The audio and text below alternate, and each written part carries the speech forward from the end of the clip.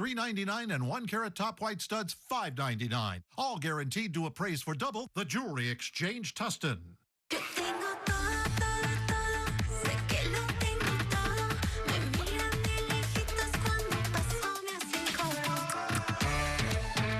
new summer family meal, starting at $24, only at El Pollo Loco. Welcome to The Hill on News Nation. But let's assume that only what's in the indictment is true. Okay. I don't see how he goes to jail. There's a deal that he could cut that would avoid prison time. But this is serious. And now there is a plea deal between Hunter Biden and federal prosecutors. It has to be over. We're not going to stop until we get better explanation. What I don't hear you doing is ruling out a third-party run. Can you imagine if we had been doing that, what your response would have been? We're looking for solutions. News Nation, you're pretty balanced. That's coming up right here on The Hill. Stay with us.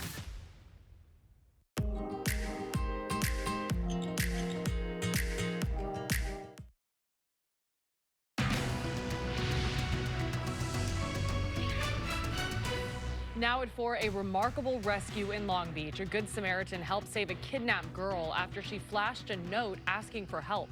Good afternoon. This is the KTLA 5 News at 4. I'm Samantha Cortese. And hi there. I'm Courtney Friel in today for Pedro Rivera. The girl was allegedly kidnapped at gunpoint in Texas. The suspected abductor is now in custody thanks to a chance encounter at a Long Beach laundromat.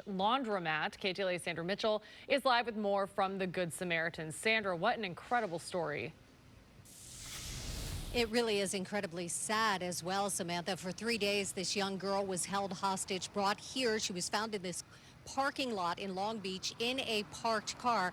Two women noticed her in distress. They came to her help, and we spoke with both of those women. Two words written in red, a desperate plea that saved a teenage kidnapping victim.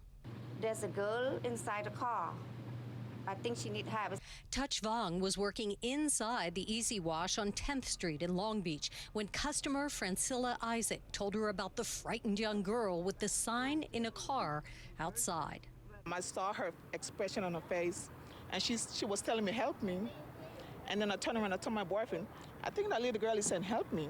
Her instincts were right. While Vong stalled a suspicious man, Isaac and her boyfriend called 911. Long Beach police arrived and rescued the 13-year-old victim and arrested 61-year-old Stephen Robert Sablon from Texas. Federal authorities have charged him with kidnapping and transportation of a minor with intent to engage in sexual activity.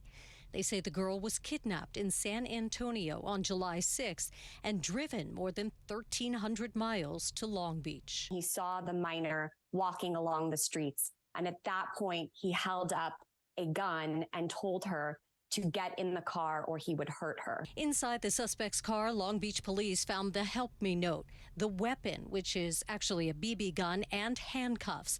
Authorities credit Vong, Isaac, and the quick-thinking 13-year-old. I think this is a particularly egregious crime. It's just a testament to how important it is that we stay vigilant as law enforcement and as Good Samaritans.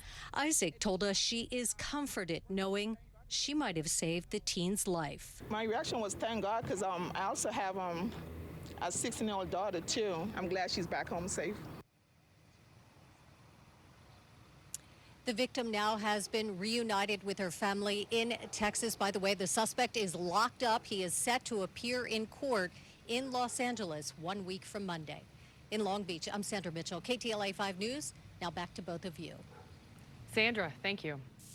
The controversial school board in Temecula Valley is set to hold an emergency meeting over a textbook it is now rejected twice. Conservatives on the board did so over Governor Gavin Newsom's fierce objections. KTLA's Chip Yost is on his way to Temecula. He joins us live from the road with today's developments. Hi, Chip. Hey there, Samantha. Yeah, we're on the 15 South on our way down there right now. And as for that meeting you're talking about and kind of this debate going on with the governor, a lot of it is centered on the debate over social issues, over what kids should be taught at what age. But another big part of the debate has to do over local control. How much control should a local school board have over curriculum versus how much control the state should have? And that debate has a school board president taking on the governor. He said I would get a warning. After a contentious meeting earlier this week where the Temecula Valley Unified School District School Board voted not to adopt a curriculum approved by the state, Governor Gavin